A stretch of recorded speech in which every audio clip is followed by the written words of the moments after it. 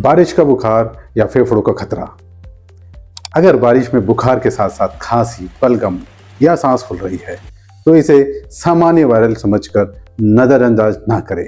नमस्कार, मैं doctor B Balakrishna, advance chest centre, Shankar Nagar, Raipur से। मानसून के दौरान कई मरीजों को यह फेफड़ों का संक्रमण या निमोनिया की शुरुआती संकेत हो सकता है। सही समय पर जांच और इलाज गंभीर स्थिति से बचा जा सकता है। याद रखें, बुखार अगर फेफड़ों तक पहुंच जाए तो देर ना करें, डॉक्टर से सलाह जरूर लें।